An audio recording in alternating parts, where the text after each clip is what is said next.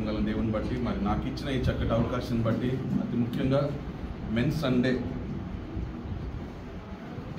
సండేగా మరి ఆరాధించుకోవడానికి దేవుడు ఏర్పరచుకున్న ఈ సండేని బట్టి మరి అంకుల్ ఆంటీని వారి ఉద్దేశాన్ని, వారి దర్శనాన్ని మరి నెరవేర్చుకుంటున్న దేవాది దేవుని బట్టి నేను ఎంతగానో మరి మీతో పాటు నేను ఆరాధించుకోవడానికి ఇచ్చిన మంచి సండేని బట్టి దేవుడికి స్తోత్రం. సో జస్ట్ రియల్లీ హ్యాపీ కదా, ఒక హ్యాపీ బర్త్డే అది ఈరోజు, ఈ నెలంతా. ఎందుకంటే కేటగిరైజ్గా పురుషులుగా, స్త్రీలుగా, పిల్లలుగా, యవనస్తులుగా కలిసి ఆరాధించుకోవాలని మరి దేవుడు మెస్సియా సంఘాన్ని ఏర్పరచుకున్నాడు అనేది ఒక గొప్ప సాక్ష్యం ఈరోజు. ఎందుకంటే ఒకరోజు అంటే ఆలోచిస్తున్నాను నేను కూర్చొని, ఫస్ట్ డే ఎట్లా ఉండొచ్చు, ఫస్ట్ సండే ఆంటీ అంకుల్కి మీరందరూ ఈరోజు వచ్చి సంతోషంగా సమాధానంగా వచ్చి కూర్చున్నారు. కానీ ఆ ఫస్ట్ సండే గుర్తు చేసుకుంటే చాలా బాధాకరం ఉంటుంది. ప్రతి జీవితంలో, ప్రతి సేవకుల్లో ఎంతమంది వస్తారు, ఎవరు వస్తారు అనే మైండ్ సెటే ఉంటుంది సేవకులకు. ఎందుకంటే నాకు తెలుసు అది ఎక్స్పీరియన్స్. మేము బైబిల్ ఎగ్జిబిషన్ పెట్టేవాళ్ళం నా డేస్లో. ఎట్లా ఉంటుందంటే నిన్న సాయంత్రము నిన్న రాత్రి అంత ఖర్చు పెట్టుకొని బాధపడి నిద్ర లేకుండా అరేంజ్ చేసిన తర్వాత, నేను లీడర్గా ఉండే కాబట్టి నేను చెప్తున్నాను నా ఎక్స్పీరియన్స్, వాళ్ళ ఎక్స్పీరియన్స్లో. పొద్దున్న తెల్లవారు లేచి 4 గంటలకు లేచి ప్రార్థన చేసిన ఆ విశ్వాసం ఎట్లుండేదంటే బబులింగ్ అంటారు కదా, బుడుగులు వచ్చేటి, ఆ టైప్లో ఉండేదన్నమాట. ఎంతమంది వస్తారో, ఎవరెవరు వస్తారో, ఇంత అరేంజ్ చేశాను దేవా అని అనుకుంటాను నేనైతే పర్సనల్గా. సో అది వాళ్ళ first day, first Sunday. So ఈరోజు అయితే మనం అందరం చక్కగా సంతోషంగా ఎవరు టాలెంట్లు వాళ్ళు చూపించుకుంటున్నారు, ఎవరు సాక్ష్యాలు వాళ్ళు చెప్పుకుంటున్నారు. దేవునికి వందనాలు. హల్లెలూయా. కానీ నిజంగా అది సంఘం అంటే అదే. సో అది హ్యాపీ డే, అది సండే అది. సో ఎవరు బాధపడద్దు లేట్ అయితే. వండుకున్న వంట చల్లగైనా పర్లేదు, మళ్ళీ రాత్రి తినొచ్చు. హల్లెలూయా. సో ఆల్మోస్ట్ 12:40 అవుతుంది. సో నేను నా ప్లాన్లో, నా మెసేజ్లో లేకుంటే నేను రెండో భాగంగా పోతున్నాను. ఎందుకంటే మనం లాస్ట్ సండే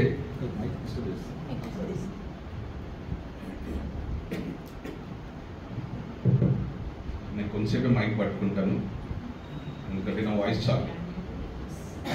ఎందుకంటే నేను ఫస్ట్ గాడ్స్ ప్లాన్ అని నేను దేవుని ప్రణాళిక ఫస్ట్ భాగం నేను చెప్పాను కదా ఒక మూడు సండేల ముందు. సో నేను రెండో భాగం తీసుకొచ్చాను ఈరోజు దేవుని సన్నిధి నుండి. మరి నేను కనిపెట్టుకుంటూ 2 వారాలు నేను చదువుకుంటూ ఆనందిస్తూ ధ్యానిస్తున్నా. నేను ఎవరి గురించి చెప్పాలనుకున్నానంటే, మనము ఫస్ట్ ప్లాన్లో ఆదాం గురించి చదువుకుంటూ వచ్చాం. ఆదాముని దేవుడు ఏ విధంగా సృష్టించాడు, ఏ విధంగా ఏదోని తోటని లేదా అక్కడున్న పశువులు కానీ, పక్షులు కానీ, జంతువులు కానీ, వృక్షాలు కానీ, ఆ పండ్లు కానీ ఆయన చేసిన ఆయన ప్లానింగ్లో 6 రోజుల్లో కంప్లీట్ చేసేసుకుని 7వ రోజు విశ్రాంతి పొందాడని మనం వాక్యం చదివాం కదా.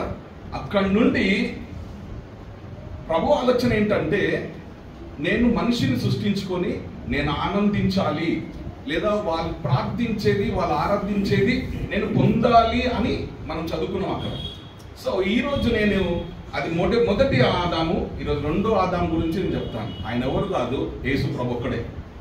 కానీ ఆ ఆదాము తప్పు చేశాడు కాబట్టి మనము యేసు ప్రభు వచ్చేంత వరకు మనకి ఎటువంటి రిడెంప్షన్ లేదు, ఎటువంటి ప్రాచిత బలిగా లేకుంటే మనమే, లేదా లేకుంటే ఇశ్రాయేలు లెక్కలో చూస్తే వాళ్ళు పశువులని, గొర్రెలని అనేక రకాలుగా బలిచ్చుకుంటూ వచ్చినా అది ఏమీ కాలేదు.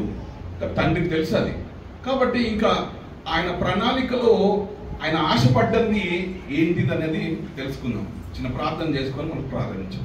పరలోకమందున మా తండ్రి, నీకు స్తోత్రం ప్రభువా, నీకు వందనాలు అయ్యా. నాకు ఇచ్చిన ఈ చక్కటి అవకాశం బట్టి నీకు స్తోత్రం తండ్రి. నువ్వు మాట్లాడే దేవుడు, నేను కాదు ఇక్కడ మాట్లాడుతుంది, నువ్వు మాట్లాడుతున్నావు ప్రభువా. అయ్యా మరి అంకుల్ ఆంటీకి ఇచ్చిన ఈ సంఘాన్ని బట్టి, ఈ సంఘాన్ని నిలబెట్టుకొని ఎదుగో 24 సంవత్సరంలోకి నడిపించిన మా దేవా, ఆ బిడ్డలని ఆశీర్వదించావు. ఆ బిడ్డలు నువ్వు వాడుకున్న విధానం బట్టి ఇదిగో ఈ ఘనంగా ప్రభా ఒక మెన్స్ సండేగా, ఉమెన్ సండేగా, చిల్డ్రన్ సండేగా, మరి తండ్రి యూత్ సండేగా చేసుకుంటున్నా ఈ నెలంతటిని అయ్యా నువ్వు అభిషేకించాలని కోరుకుంటున్నా. ఈ మొట్టమొదటి ఆదివారం నాడు ప్రభా నన్ను ప్రభా ప్రియ బిడ్డలని సంఘాన్ని నువ్వు గుర్తు పెట్టుకున్నందుకు నీకు స్తోత్రం చెల్లిస్తూ ఇదిగో నేను మాట్లాడుతుండగా తండ్రి నీ సెలవు చాటును మరుగుపరుచుకున్నాను. ఏస్తున్నామని అడుగుతున్నాను తండ్రి. సో లాస్ట్ మెసేజ్లో నేను లూకాసు నేను జస్ట్ ఇంకా మెసేజ్లోకి వెళ్ళను, అప్పుడే గుర్తు చేస్తాను. లూకాసు వార్తలో 20 అధ్యాయంలో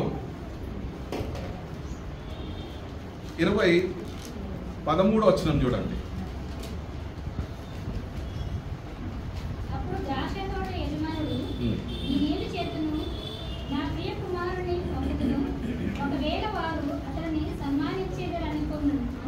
కదా, అయితే అది దేవుని దృష్టి, అది తండ్రి దృష్టి, అదే ఆయన ఆలోచించింది అదే. ఎందుకంటే ఆదాంని అందుకే ఆయన సృష్టించుకున్నాడు. అందుకనే ఆ విధంగా పెట్టుకోవాలని కోరుకున్న దేవాది దేవుణ్ణి దుష్టుడు ఏం చేశాడంటే ఆదాంని కాకుండా అవ్వని కూడా స్టార్ట్ చేసేసాడు. ఇక్కడ టెంప్టేషన్లకు నడిపించడానికి ఒక కుటుంబంలోకి సైతాన్ గాడు ఎట్లా ఎంటర్ అయ్యడం మనం అక్కడ చదువుకున్నాం. కాబట్టి ఆ విధంగా దేవుని ప్రణాళిక ఫెయిల్ అవుతూ ఎక్కడ దాకా వచ్చిందంటే రాజుల కాలం వరకు వచ్చేసింది, ప్రవక్తల కాలం వచ్చేసింది, యాజకుల కాలం వచ్చేసింది, మరి న్యాయాధిపతులు వచ్చేసారు, అందరు వచ్చారండి. అన్ని రకాలుగా ఫెయిల్ అయిపోయినాయి. కాబట్టి ఈ 20వ వచనంలో మన ఈ అధ్యాయంలో లూకాసు వార్తలో మనం చదువుతుంది ఏంటంటే ఆయన ప్రియ కుమారుడినంట ఇంకా పంపాలని అనుకున్నాడు అండి. ఈ దర్శనం ఏ విధంగా నెరవేర్చబడ్డదో మనం యెషయా గ్రంథంలోకి వెళ్దామండి. యెషయా గ్రంథంలో 7వ అధ్యాయంలో 14వ వచనం చూద్దాం. కాబట్టి ప్రభు తానే యొక్క సూచన చూపును. చూసారా ఏమంటున్నాడు ఇక్కడ? ప్రభు గురించి మాట్లాడుతున్నాడు ప్రవక్త. ఆ ప్రవక్తకు చెప్పిన మాట ఇక్కడ రాసి పెట్టుకున్నాడు ఆయన గ్రంథంలో. ఆ గ్రంథంలో చెప్పిన మాట ఏంటంటే నీకు తానే యొక్క సూచన అంట. అంటే ఒక ఇన్ఫర్మేషన్ ని, ఒక సైన్, ఒక వర్త్ఫుల్ గా నీకు నీ భవిష్యత్తు చూపించాలంటే, నీకు ఒక వర్త్ గా నీ జీవితంలో ప్రాస్పరిటీ కనిపించాలన్నా, ఆర్థికంగా ఎదగాలన్నా, భవిష్యత్తు కోసం ఉండాలన్నా ఇదిగో ఈ సైన్ ఉంటుంది మీ జీవితంలో. ఇప్పుడు చెప్పినారు కదా మీ సాక్ష్యాలు వ్యక్తిగతంగా కింద పడ్డాది సాక్ష్యమే కదా, కింద పడ్డా సాక్ష్యమే, లేచినందుకు కూడా సాక్ష్యమే అది. ఎందుకంటే ఆయన లేనిది మనం లేమండి కదా, ఆయన లేనిది మనం లేము ఇక్కడ. కాబట్టి ఇక్కడ ఏమంటున్నాడు? ఆలకించుడి, చదువుతుంది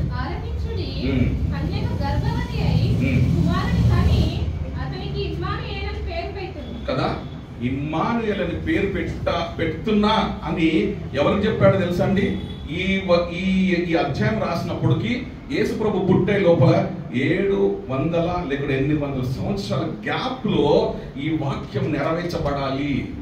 లేకపోతే యేసుక్రీస్తు ఎవరో, మీరెవరో, నేనెవరో. ఈరోజు చూడండి మత్తయి సువార్తలో 1వ అధ్యాయం చూద్దాం. అక్కడ ఆ వాక్యం నిజంగా నెరవేర్చబడ్డదా లేదా చూద్దాం. ఎందుకు మనం ఈరోజు ఇక్కడ ఉన్నాం అనేది కూడా అందులో గమనిస్తాం. ఇదిగో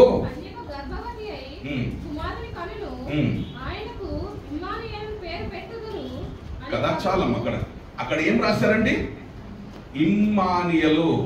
యెషయా గ్రంథంలో కూడా 7:14 కూడా ఇమ్మానుయేలు ఆయన పేరు పెట్టబడును అన్నాడు. ఇక్కడ చూసారా, 700 లేక 800 సంవత్సరాల తర్వాత ఈ మత్తయి సువార్తలో 1వ అధ్యాయంలో 23వ వచనము రాయించాడండి. ఎంత గ్రేట్ దేవుడు కదా. చూసారా, ఆయన ఫెయిల్ అయినాడు అనుకుంటున్నారు సైతాన్ గాడు. అరే ఆయన ఫెయిల్ అయిపోయాడు. ఇంకా ఏ విధంగా కూడా ఇంకా ఆయన రాజ్యం ఉండదు, ఆయన విస్తరణ ఉండదు, ఆయన సంఘం ఉండదు, ఆయన కుటుంబం ఉండదు. ఏ రకంలో కూడా ఇంకా నేను అనే వ్యక్తిత్వం వాడికి వచ్చింది కాబట్టే దేవుడు ఉట్టోడు కాదండి అని చెప్పడానికి ఈ వాక్యం ఇది. ఇమ్మానుయేలు అంటే ఏం రాశారు చదవండి. అక్కడ అర్థం ఏంటి? అక్కడ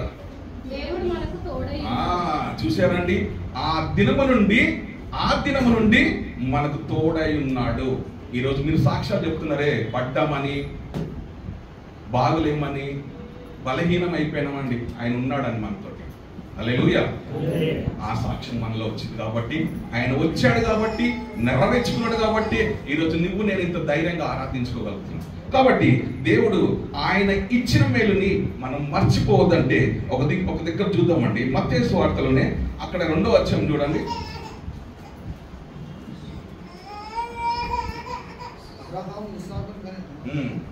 లేదు 17 వచ్చింది. 2:15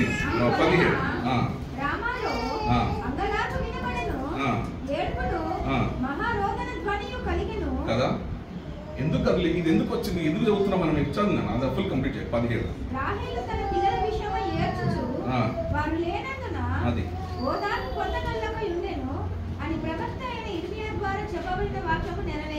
చూసారండి, ఇది కూడా జరిగిపోతుందంట.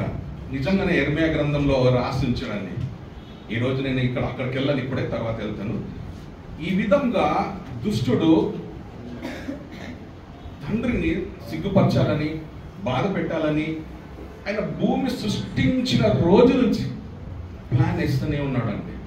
ఆఖరికి 2వ ఆదాము అనే విధానం పేరు పెట్టిన యేసుప్రభుని పంపించబోతున్న టైంలో కూడా సైతాన్ గాడు వదలలేదండి భూమిని, లేదా ఆయన క్రియని వ్యతిరేకించాలి, బాధ పెట్టాలని అనే విధానము ఇక్కడ కనిపిస్తూ ఉంది. ఏ విధంగా కనిపిస్తుంది చదవండి మరొకసారి. 18 చదువు. రాహేలు ఏ విధంగా తల్లి ఏడుస్తుందో ఇక్కడ రాహేలు కూడా ఎక్స్పీరియన్స్ చెప్తున్నాడు. చూసారా అండి, నిజంగా జరిగింది అని నేను తర్వాత చెప్తాను. అది తర్వాత ఏం చెప్పాడు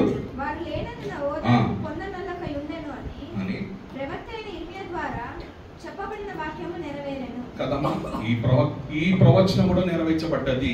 కానీ ఈరోజు మనము ఎందుకు చెప్తున్నానంటే ప్రియ దేవుని బిడ్డలారా, ఈరోజు ఈ విధంగా మనం కలుసుకోవడం అంటే అంత ఈజీ కాదండి, ఆశాసం కాదండి. చాలా హార్డ్ వర్క్ అండి.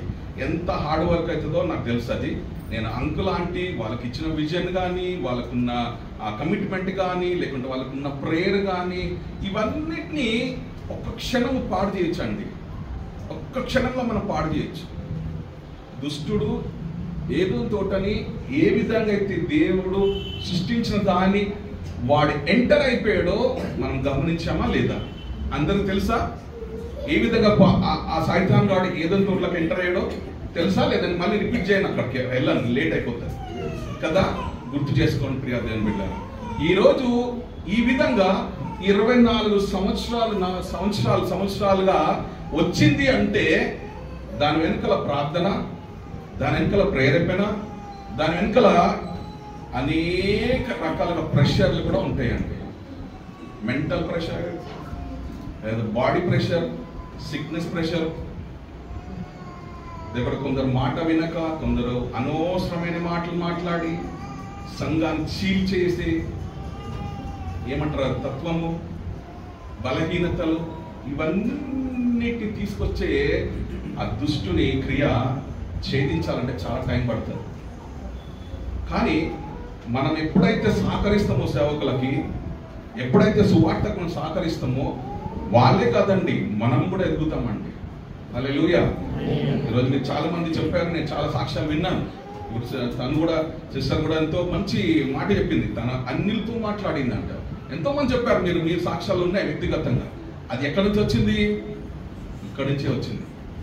ఈ స్థలము మనకి ఇచ్చిన ఆ గ్రౌండ్ ఎటువంటిది అనేది గ్రహించే ఆత్మ మనకు కావాలి. ఈరోజు ఏదో ఊరికనే మనము మెసేజ్ చర్చ్ యానివర్సరీ అందరికి ఒక ఛాన్స్ ఇస్తున్నాము, తీసుకుందాం, ఎంజాయ్ చేద్దాం అని టాలెంట్ కాదు, అది ఆర్ట్ టాలెంట్ కాదు. ఆత్మీయంగా మనం ఏ విధంగా ఎదిగామన్నది కూడా ఇంపార్టెంట్ సాక్ష్యం. ఆ సాక్ష్యం మీ దగ్గర ఉండాలి.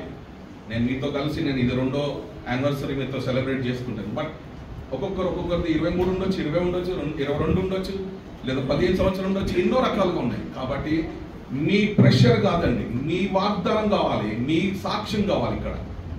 కాబట్టి అర్థం చేసుకున్నాం దేవుని సన్నిధిలో. మరి నాకు ఇచ్చిన ఈ చక్కటి అవకాశం, నేను మెసేజ్లోకి వెళ్దామండి. 115 కీర్తనకి వెళ్దామండి.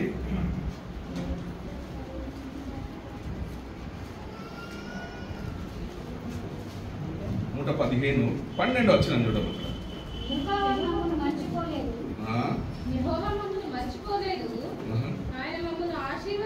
చాలమ్మా, ఇక్కడ ఎంత మంచి మాట కదా. అర్థం చేసుకుందాం ప్రియార్థులు. 2024 ఆన్సర్ని నేను ఆలోచించిన, దేవా నేను మాట్లాడుతున్నా, నాతో మాట్లాడు అంటే దేవుడు నాకు ఎందుకో తెలియదు. మైబీ మన ఆరాధనలో లేకుంటే లాస్ట్ సండేనో బిఫోర్ సండేనో నాతో మాట్లాడుతుంది దేవుడు. నేను ఇక్కడే తీసుకున్న ఈ వాక్యం, ఇక్కడే కూర్చొని ఇక్కడ తీసుకున్నా. ఏమంటుందంటే యెహోవా మమ్మల్ని మర్చిపోలేదంట ప్రియ దేవుని బిడ్డలారా. అందుకని ఈరోజు మనం యానివర్సరీలో కూర్చున్న మళ్ళీ ఒకసారి అది అండి సాక్ష్యం అంటే. ఏమంటుండు? ఆయన మమ్మల్ని ఆశీర్వదించాడంట కదా. ఆయన మనల్ని ఆశీర్వదించాడు కాబట్టి ఈరోజు మనం మళ్ళీ ఆరాధించుకోవడానికి కృప చూపాడండి. అందులో అతిగా చూస్తే 25వ సంవత్సరంలో 11వ నెలను కూడా మనం చూసామండి ఈరోజు. అబ్బాబాబా ఎంత సంతోషం అండి మన జీవితంలో. కాబట్టి అర్థం చేసుకుందాం, యెహోవా మమ్మల్ని మర్చిపోలేదు కాబట్టి ప్రియ దేవుని బిడ్డ, దేవుని సాక్ష్యమై ఉన్నావా అని మరొకసారి దేవుడు నిన్ను నీ హృదయాన్ని తడుతూ ఉన్నాడు. మనం ముందుకెళ్తా ఉంటుంటే ధ్యానిస్తాం దేవుణ్ణి. ఆ దేవుని ప్రణాళిక, ఆ దేవుడు అనుకున్నది జరిగిందా లేదా కూడా గ్రహిస్తాం. దేవుడికి మనము సహాయం చేస్తేనే ఆయన రాజ్య విస్తరణ ఉంటుందండి, లేదా ఆయన రెండో రాకడ కూడా క్లియర్గా ఉంటుందండి. అర్థం చేసుకోకపోతేనే ప్రాబ్లం వస్తుందండి. ఎందుకంటే సగం విన్నాక సగం ధ్యానిస్తాము, సగం తర్వాత వేదన వస్తుంది, తర్వాత ఏమొస్తుంది అంటే కన్ఫ్యూజన్ వస్తుంది, తర్వాత దూషిస్తాం దేవుణ్ణి. ఏం దేవుడా నీ తరం ఏంటో, నువ్వేంటో, మమ్మల్ని అనవసరంగా సంఘంలో నిలబెట్టుకున్నావు, సంఘంలో మమ్మల్ని వాడుకుంటున్నావు, ఏందేందో మాట్లాడుతున్నాం మేము అని పిచ్చిగా మాట్లాడుకుంటాం. ఏంటంటే అది ఒక డెవిలిష్ యాటిట్యూడ్ అంటారు దాన్ని. ఎందుకంటే మనం ఆత్మతోటే నడుస్తాం కానీ యేసు ప్రభుతోటే ఉన్నట్టు యాక్టింగ్ చేస్తాం కానీ దుష్టుడికి హెల్ప్ చేస్తాం ఉంటాం. మన స్పిరిట్ అది ఉంటుంది. కాబట్టి జాగ్రత్తగా ఆలోచిద్దాం. నేను ఇక్కడ హెబ్రీ పత్రికలోంచి, పౌలు రాసిన హెబ్రీ పత్రికలో నుంచి 2వ అధ్యాయం చూడండి, 3వ వచనం చూడండి. అక్కడ ఇంత గొప్ప రక్షణను చూసారా? ఇప్పుడు అర్థమవుతుంది ఇక్కడ మనకి దేవుడు మనల్ని ఎందుకు ఇంతగా నేర్పించాలి అని ఆశపడ్డాడో, ఎంతగా మనం ముందుకు వెళ్ళాలనో. ఇంకొక 25వ సంవత్సరానికి వెళ్ళాలంటే ఇది కావాలంట. ఇప్పుడు చదవండి.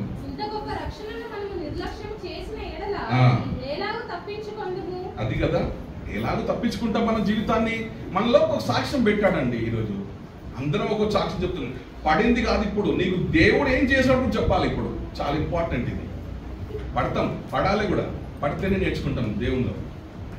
పడకపోతే ఇప్పుడు నేను నిజంగా నేను పడలేదు ఆ రోజు, స్కిడ్ అయిపోయినా నేను. కానీ నాకేం అవసరం లేదనుకున్నా.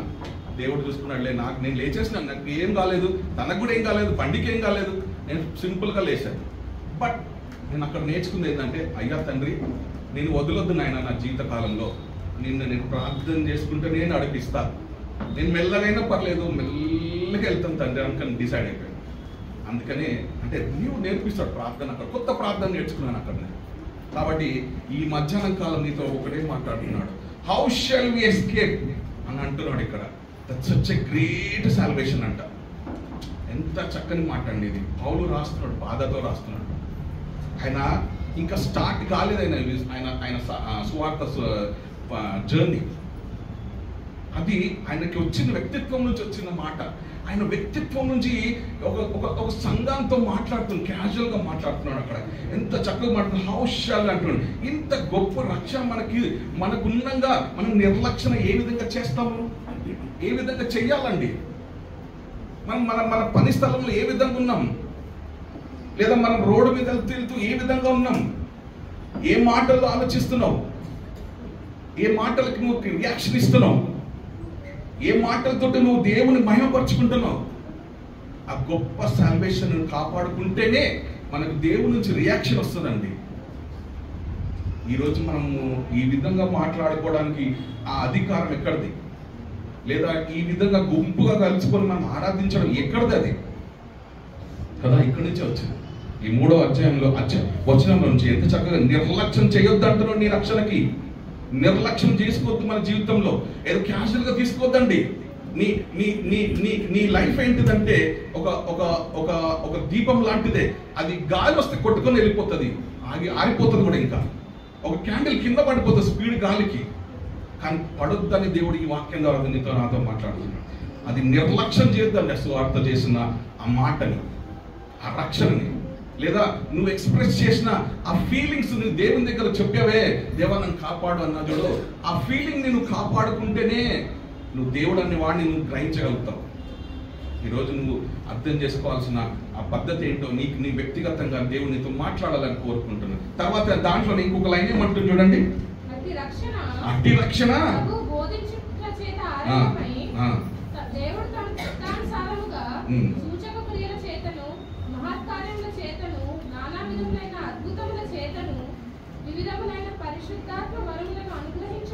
చాలా చాలా ఎక్కడికి వెళ్ళిపోయినాము కాబట్టి వదిలేసండి అది. కానీ నిర్లక్ష్యం చేయొద్దని దేవుడు మనతో మాట్లాడుతూ ఉన్నాడు. ఈ విధమైన జీవితాన్ని మనము ఈ రోజు నా లెక్క, రేపు నా లెక్క కాదు, ఎల్లుండి నా లెక్క కాదు అనటానికి ఇక్కడ లేదు. ఇక్కడ మాట నీ సాక్ష్యము, నీ రక్షణ, నీ సాల్వేషన్ని, లేకుంటే నీ లైఫ్ని, నీ లైఫ్ స్టైల్ని, లేకుంటే నువ్వు నడుస్తున్న మార్గము, నువ్వు ఊహించుకున్నది, లేకుంటే నువ్వు గ్రహించుకున్నది, లేకుంటే ఇవన్నీ లెక్కలకు ఒకటే లెక్క అండి. ఆ యేసు ప్రభువే నీలో ఉంటేనే అర్థమవుతాయి. అప్పటి వరకు నీ సాక్ష్యం ఉండదు.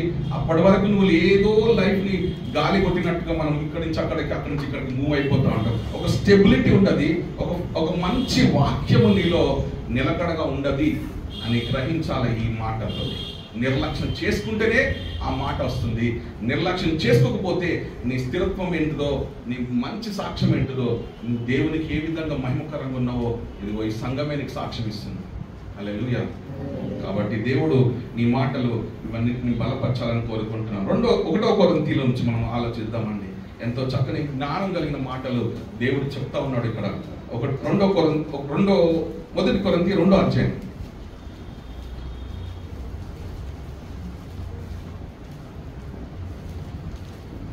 7వ వచనం చూడండి. 2వ అధ్యాయం.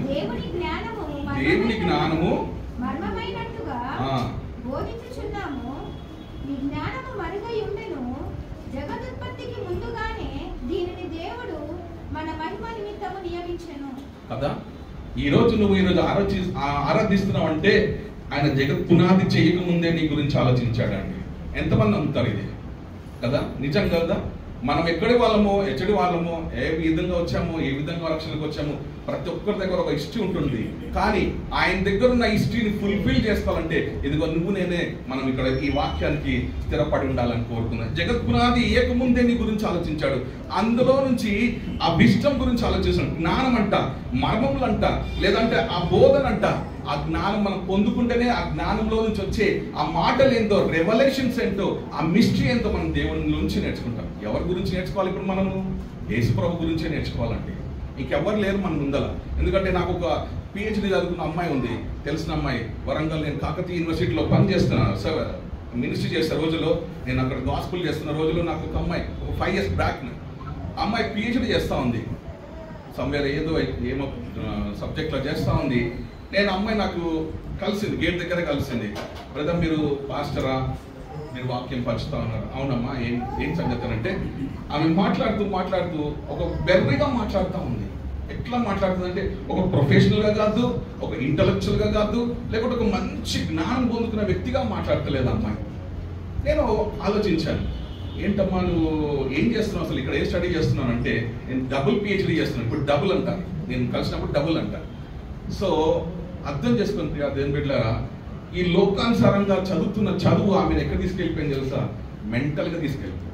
మెంటల్గా అయిపోయింది అమ్మాయి. ఏదెందుకు మాట్లాడేస్తుంది. యేసుప్రభు అంటే ఇది అండి, ఇది నెగిటివ్గా మాట్లాడుతుంది, పాజిటివ్గా మాట్లాడుతుంది. ప్రియా దేవుని వాక్యం, మనము దేవుని వాక్యము, దేవుని జ్ఞానము మర్మం లాంటిదంట. కాబట్టి అర్థం చేసుకోవాలి. ఇక్కడ మనం చాలా లోతుగా అర్థం చేసుకోవాలి ఈ మాటలు. ఎందుకంటే ఆ అమ్మాయి ఎంత మెంటల్ డిజార్డర్లో ఉందంటే ఇంక అసలు పనికిరాదు. నిజంగా ఈ రోజు నేను లాస్ట్ మంతే కలిసాను అమ్మాయిని. చూస్తే ఆ అమ్మాయి ఆ స్టెబిలిటీ నుంచి వెళ్ళిపోయిందండి, ఆ క్యారెక్టర్ నుంచి వెళ్ళిపోయింది. చదివిన చదువు అంతా వేస్ట్ అయిపోయింది. చూడండి, పరలోక జ్ఞానం ఎక్కడ తీసుకెళ్ళిపోతుంది, లోక జ్ఞానం ఎక్కడ తీసుకెళ్ళి అర్థం చేసుకోవాలని కోరుకోండి. ప్రియ బిడ్డలు, ఈ సంఘము దేని కొరకు నాటబడింది, దేని కొరకు నడిపించబడుతుంది, దేని కొరకు నువ్వు వచ్చి నువ్వు వచ్చి ఇక్కడ ఆరాధించుకుంటున్నావు అని గ్రహించాలని, ఇది దేవుని మర్మమై ఉన్నది కాబట్టి మనం ఆరాధించుకుంటున్నాం. ఈరోజు దేవుడు ఇచ్చిన జ్ఞానమే కాబట్టి ఇక్కడ దాకా మనం నడుచుకుంటూ వచ్చాము. ఆయన చిత్తాన్ని నెరవేర్చుకోవాలని మనం 8వ వచనం చదవండి. అందులో వచ్చామా? అది కాబట్టి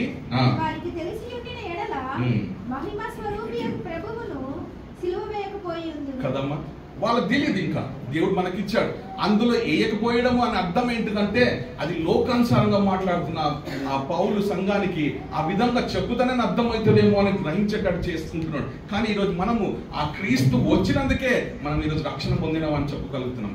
హల్లెలూయా కదా. అందులో 9వ వచనం చదవండి. ఇందును గూర్చి దేవుడు ఏమి సిద్ధపరిచెనో అది కంటికి కనబడలేదు, చెవికి వినబడలేదు, మనిషి హృదయమునకు గోచరము కాలేదు అని రాయబడి ఉన్నది కదా. ఇది గుర్తుపెట్టుకోండి. అందులోంచి 10వ వచనం చదువుతారు, 10, 11 కూడా చదవండి. మనకైతే దేవుడు వాటిని తన ఆత్మ వలన బయలుపరిచి ఉన్నాడు. చూసారా, ఆత్మ ద్వారానే బయలుపరుచుకుంటాడండి. ఎవరో వచ్చి చెప్పడం కాదు, ఎవరో నేర్పిస్తే కాదు, ఎవరో నీకు చేయి పట్టి నడిపించేది కాదు. ఇక్కడ నీ రక్షణను ఎవరు కాపాడుతున్నారు, ఏ విధంగా కాపాడుతున్నారు అనేది అక్కడ రాశాడు. చూడండి, చదవండి. ఆత్మ అన్నిటినీ దేవుని మర్మములను కూడా పరిశోధించుచున్నాడు. కాబట్టి ఈ రోజు మనము పరిశోధించడానికే మనం ఆరాధించుకుంటున్నాము, ఇంకా పరిశోధించాలని కోరుకుంటున్నాం మనము. ఎందుకంటే సేవకులు మాట్లాడుతున్నప్పుడు మనం ఆ వాక్యాలు తీస్తా కొద్దీ మనతో దేవుడు కొత్త కొత్తగా మాట్లాడుతూ ఉంటాడు. ఇప్పుడు మనందరినీ కదిలిస్తే ఒక గంట కాదు, ఒక రోజు కాదు, ఒక వారం కాదు, ఒక నెల కాదు, కంప్లీట్ గా మాట్లాడే వాళ్ళే ఉన్నారు ఇక్కడ. కాదా? అవునా కాదా? చెప్పండి. కాబట్టి ఆ మర్మం చాలా ప్రెషియస్ అండి. ఆ ప్రెషియస్ లైఫ్ ని నువ్వు ఎవరి కోసం వాడతావో చదవం అక్కడ. ఒక మనుష్యుని సంగతులు అతనిలో ఉన్న మనుష్యాత్మకే గాని మనుషులలో మరి ఎవరికి తెలియను కదా. అది గ్రహించాలి మనము. దీని కొరకే మనం ఈ రోజు ఈ భూమి మీద ఇంకా సజీవులుగా ఉన్నాము. గ్రహించాలి ప్రియ బిడ్డలారా. చదువు. అలాగే దేవుని సంగతులు దేవుని ఆత్మకే గాని మరి ఎవరికి తెలియవు. కాబట్టి ఈ రోజు నుంచి నీ రక్షణని ఎవరి కోసం వాడబడతావు, ఎవరి కోసం జీవిస్తావు, ఏ విధంగా నువ్వు కాడి మోయగలుగుతావు, ఏ విధంగా ఈ వాక్యాన్ని మోసుకెళ్తావు అక్కడ వరకు, ఏ విధంగా నువ్వు పంచగలుగుతావు, చాలా ఇంపార్టెంట్. ఇప్పుడు ఈ రోజు నేను లాస్ట్ యానివర్సరీ నుంచి ఈ యానివర్సరీ వరకు దేవుడు మరి నీలో చేసినవి చెప్పాల్సి ఉండే, కానీ టైం తీసుకోలేదు. మీరు ఆ టెస్ట్ మనీ ఉంటుందని నేను ఎక్స్పెక్ట్ చేశాను, కానీ అది రాలేదు. లాస్ట్ 1 year నేను ఎక్స్పెక్ట్ చేసేది ఓన్లీ 1 year. మనం ఏదైనా మనకి దేవుడు చేసే క్రియలు ఉంటాయండి. మనిషికి ఇచ్చింది క్రియలు, మర్మం ఇచ్చాడండి. ఆ మర్మాలు దేవుని మహిమ వచ్చాడు. ఇప్పుడు ఈ సంఘము ఒక రూట్ అంతే. ఇప్పుడు పెద్ద చెట్టు అది, ఆ చెట్టు సంఘమే, కానీ రూట్ ఎక్కడి నుంచి వచ్చింది? యేసు ప్రభు నుంచి వచ్చింది మనకి కదా. ఆ విత్తనం ఎత్తాడు కాబట్టే, ఆ విత్తనంగా పెరిగింది కాబట్టే ఈరోజు నువ్వు నేను ఆ చెట్టు కింద ఆరాధించుకుంటున్నాం. కానీ మరి మనలో ఏదైనా మర్మం ఉండాలి కదా, మనలో ఏదో ఒక సాక్ష్యం ఉండాలి కదా, మనలో ఏదో వింతైన ఒక విచిత్రమైన ఒక బ్లెస్సింగ్ కనపడాలి కదా. దయచేసి ఆలోచించి జరగాలి. మనమందరం వాక్యంలో బలపడతా ఉన్నాం, వాక్యంలో నిలబడతా ఉన్నాం, మరి గంటలు గంటలు ప్రార్థన చేస్తున్నాం. సో ఒక విచిత్రమైన సాక్ష్యం మనలో రావాలి. ఎన్ని ఇయర్స్ అయిపోతుంది? ఇప్పుడు 24 years అయిపోతుంది ఇంకా. సో మనం ఇంకా బేసిక్లో లేము, ఇంకా ఎల్కేజీలో లేము, ఇంకా మేబీ 25 అంటే గ్రాడ్యుయేషన్ అయిపోతుంది కదా. అవునా కదా?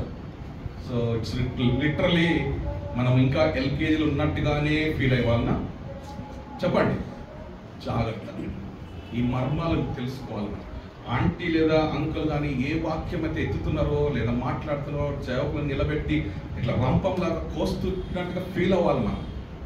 ఆ వాక్యంనే ఆంటీ అంకుల్ నిజంగా లిటరల్గా చేయట్లేదు. వాళ్ళు చేస్తే మీరు ఉండరు ఇక్కడ, వాళ్ళు కూడా ఉండరు ఇక్కడ కదా. నిజంగా అర్థం చేసుకోవాలి ప్రియ దేవుని బిడ్డలారా. ఆ రంపము మన అపోస్తులు ఏ విధంగా చచ్చిపోయారు, ఏ విధంగా వాళ్ళు కష్టపడ్డారు యేసు ప్రభు గురించి, అక్కడే ఉంటుందండి ఆ వాక్యంలో నుంచి. ఆ ఆవేశన ఏమంటారు, అన్వేషణ మనం రీసెర్చ్ చేస్తుంటే ఆ స్క్రిప్చర్ని లేదా వాక్యాన్ని, అందులో నుంచి వచ్చే ఆ సారవంతమైన ఆ వాక్యాన్ని, ఆ జ్యూస్ని నువ్వు ఏ విధంగా నువ్వు ఫాలో చేస్తున్నావు, ఏ విధంగా తాగుతున్నావు, అది చాలా ఇంపార్టెంట్. జ్ఞానంతో మాట్లాడాలని కోరుకుంటున్నాను. ఎందుకంటే నీ సాక్ష్యం ఒక మర్మంతో ఉండాలి, నీ సాక్ష్యం ఒకరికి గైడ్ చేసేలాగా ఉండాలి, ఒక సాక్ష్యము మందిరాన్ని లేపేటట్టుగా, నిలబడేటట్టుగా, లేకుంటే నిలబడుతున్న దాన్ని ఇంకా బలంగా నిలబెట్టేటట్టుగా నీ సాక్ష్యం ఉండాలి. That is what God is expecting on 24th anniversary రోజు. జాగ్రత్తగా అర్థం చేసుకున్నాం ప్రియా దేవుని బిడ్డలారా. ఎందుకంటే మనము కొత్త మర్మంలోకి వెళ్ళాలి, ఇంకా కొత్త ట్రాక్లోకి వెళ్ళాలి. ఇంకా దేవుడు నీకు ఇచ్చేశాడు. ఒక ఎల్కేజీ పిల్లోడికి ఎంత ప్రేరేపణతోటో, వాడిని భయపెట్టో, లేకుంటే మంచి మాటలతోటో ఏదో విధంగా వాడికి చెప్పి చెప్పి చెప్పి ఒక ఆల్ఫాబెట్స్ అన్ని నేర్పించేస్తాడు ఒక టీచర్ కలిసి లేదా పేరెంట్స్ కలిసి. ఈరోజు నీ వరకు ఆలోచించుకోవాలని కోరుకుంటున్నాను. మనం కొలసి 2:2 చూద్దామండి అక్కడికి వెళ్ళి. ఎందుకంటే అక్కడున్న ఆ మాటని గ్రహించాలని కోరుకుంటున్నాను ప్రియ దేవుని బిడ్డలారా. ఎందుకంటే ఈరోజు మనము దేవుని సన్నిధిని ఏ విధంగా పొందుకున్నాం, ఏ విధంగా దేవునికి అర్పించుకుంటున్నాం అనేది చాలా ఇంపార్టెంట్. చదవండి. నేను ఎంతగా పోరాడుచున్నానో మీరు తెలుసుకొనగోరుచున్నాను.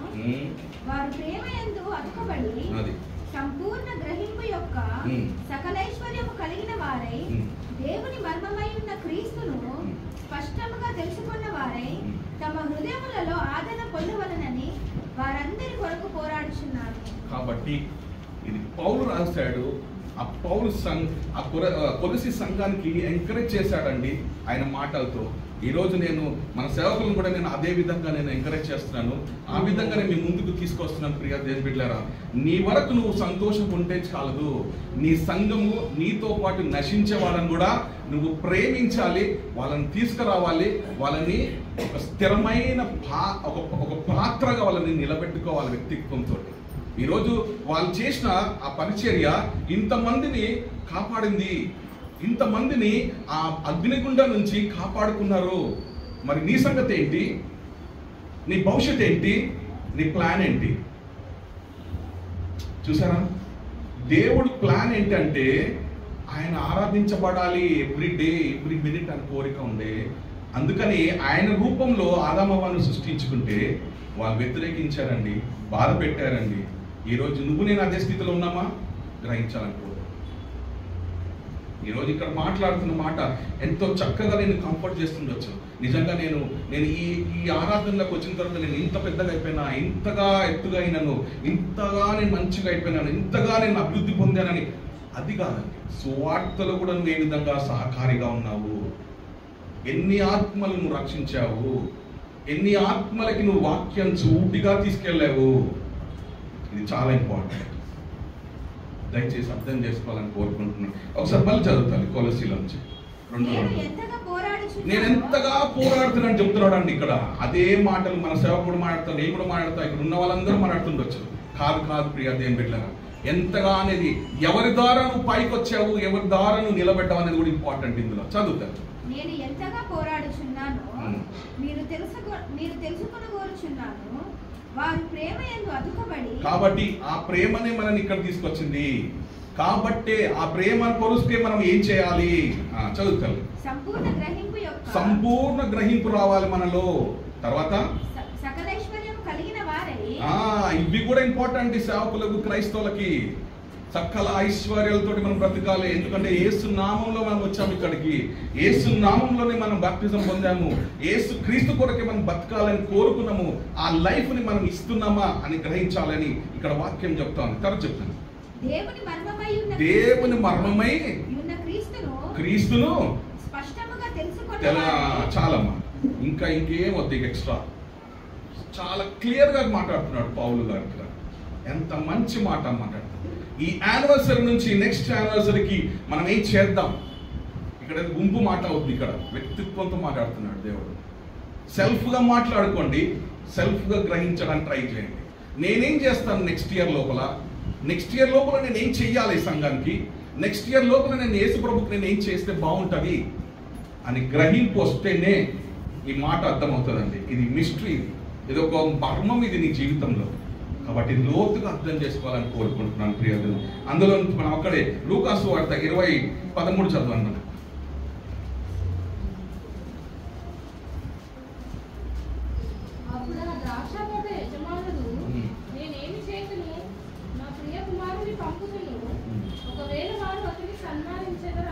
కదమ్మా, చూసారా ఎందుకంటే ఆయన అంత లోతుగా అంత చక్కగా మాట్లాడిన దేవాది దేవుడు ఆయన ఉద్దేశాలు తెలిసి కూడా కొంతమంది వ్యతిరేకంగా ఆయన సన్నిధిని వ్యతిరేకించడము లేదా బాధ పెట్టడము లేక మాట వినకపోవడము ఇవన్నీ ఆయన చూసిన తర్వాత ఇక్కడ మళ్ళీ దేవుడు మనకు గుర్తు చేస్తుంది ఏంటంటే ఎవరిని పంపిస్తారని కోరుకున్నాడు? ప్రియా కుమారుని అంట. ప్రియా దేవుని బిడ్డలారా, కాబట్టి నీకు అర్థం కావాల్సింది ఆయన ఎందుకు వచ్చాడు అనేది గ్రహించాలని ఈ మధ్యాహ్నం నేను వేడుకుంటున్నాను. ఎందుకంటే ఆయన చదివిన మనం చదువుకోవాల్సిన మాట ఏంటంటే యోహాను సువార్తలో 5వ వచనము 5వ అధ్యాయము 39 చదవండి.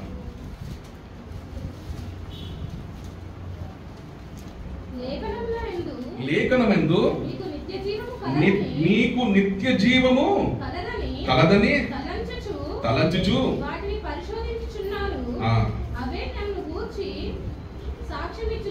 కదమ్మా, ఈరోజు నువ్వు నేర్చుకుంటుంది, నువ్వు వింటుంది, నువ్వు పరిశోధించాలంట.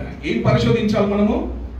ఈ లోకల్ లిటరేచర్నా, ఈ లోకంలో ఉండే లోకభోగాల గురించా, లేకుంటే నీకు లేని కంఫర్ట్ ఎట్లా తెచ్చుకోవాలని ఆలోచిస్తున్నామా? దయచేసి మనం పరిశోధించాల్సిన లేఖనంలో ఇదిగో మన వాక్యం మన దేవుడు ఇచ్చాడండి ఈరోజు. కాబట్టి గ్రహించాలని కోరుకుంటున్నాను. ఈ 24వ యానివర్సరీకి నీ కమిట్మెంట్ ఏంటి? నీది నువ్వేమై ఉన్నావో కాదు, నువ్వేం చేయబోతున్నావు అని ముఖ్యం. ఇక్కడ నువ్వేమైనా ఉండి ఇంకా, ఎందుకంటే 23 సంవత్సరాలు గతించిపోయి విన్న వాక్యం ఏమైపోయింది, చేసిన ప్రార్థన ఏమైపోయింది. దేవుళ్ళు ఎక్కడ అడుగుతలేడు ప్రియా దేవుని బిడ్డ. మళ్ళీ నీ గురించి ఆలోచించాడు. తన కుమారుని ఏ విధంగా నిన్ను ఇంట్రడ్యూస్ చేయాలని, ఏ విధంగా నీతో ఆ క్రీస్తు గురించి చెప్పాలని ఆశపడ్డాడు. అందుకనే మళ్ళీ ఇక్కడ మాట్లాడుతున్నాడు. యోహాను సువార్తలో మనం ఏం మాట్లాడుతున్నాము? నిత్య జీవం గురించి అంట. నిత్య జీవం ఏ విధంగా నీకు కలుగునని ఆలోచిస్తున్నాడు ప్రియా దేవుని బిడ్డ. ఆలోచించే దేవుడు మనకున్నాడు. ఎంతమంది రాజులు బాధ పెట్టారండి, ఆఖరికి యూదులందరూ కూడా బాధ పెట్టారండి. చూసారా? అయినా ఆయన పోరాటం మానుకోలేదండి. ఈరోజు నిన్ను భయంకరంగా నువ్వు శ్రమలో ఉన్నావా, బాధలో ఉన్నావా, కష్టాల్లో ఉన్నావా, అవన్నీ ఒక లెవెల్ అయితే నువ్వు చేయాల్సిన కార్యం ఏంటంటే ఆ పరిశోధన, ఆ యేసు ప్రభుని ఏ విధంగా నీకు రక్షణ ఇచ్చాడు, ఏ విధంగా నువ్వు రక్షణ కాపాడుకోవాలని కోరుకుంటున్నావో అది నువ్వు పరిశోధించాలని కోరుకుంటున్నావు. ఆ ఇటర్నల్ లైఫ్ గురించి మాట్లాడమంటున్నాడు. ఆ ఇటర్నల్ లైఫ్ నువ్వు తెచ్చుకోవాలని కోరుకుంటున్నాడు ఈ మధ్యాహ్నం కాలం. కాబట్టి దేవుని బిడ్డలారా, ఎందుకంటే యేసు ప్రభు ఊరికనే రాలేదని ఈ భూమి మీదకి, ఆ మర్మంతో వచ్చాడు. ఆ మర్మాన్ని ఫుల్ఫిల్ చేయాలంటున్నాడు. ఏమన్నాడు? నేను తండ్రి నామం మీదనే వచ్చాను, నేను తండ్రి కోరుకున్న కోరికలే నేను తీర్చడానికి వచ్చాను అన్నాడు కదా. అర్థం చేసుకోవాలి. ఇక్కడ నేను కొన్ని మాటలు నీకు చెప్తాను. అవి ప్రాఫెసీలో ఏ విధంగా తండ్రి ప్రవచించాడో కుమారుడు ఏ విధంగా దాన్ని నెరవేర్చాడో చూద్దామండి. కొన్ని 10 వచనాలు నేను చదువుతాను, నేను ఎక్స్ప్లెయిన్ చేయను, గ్రహించండి. తను ఎవరైనా చదివినప్పుడు మీరు దయచేసి ఆ వాక్యాలు ఎగ్జాక్ట్లీగా పాత నిబంధనలు మాట్లాడినట్టుగానే నూతన నిబంధనలు కూడా మాట్లాడాడు. అవి ఫుల్ఫిల్ అయినాయా అనేది మీరు గ్రహించాలి. సరేనా? మీకాలోంచి మీకా గ్రంథం నుంచి 5వ వచనం, అది 5 చదవండి అమ్మా. 5వ అధ్యాయము 2వ వచనం.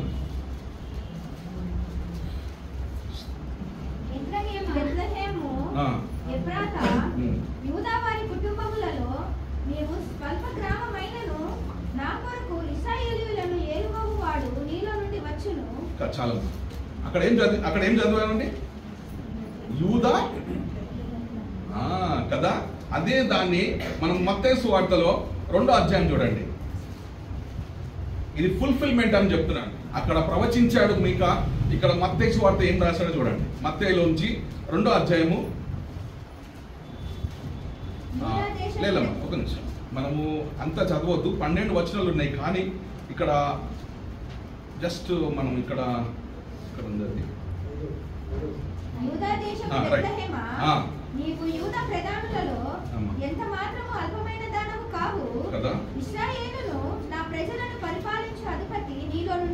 వచ్చును కదా. ఇది నెరవేర్చబడ్డదా లేదా?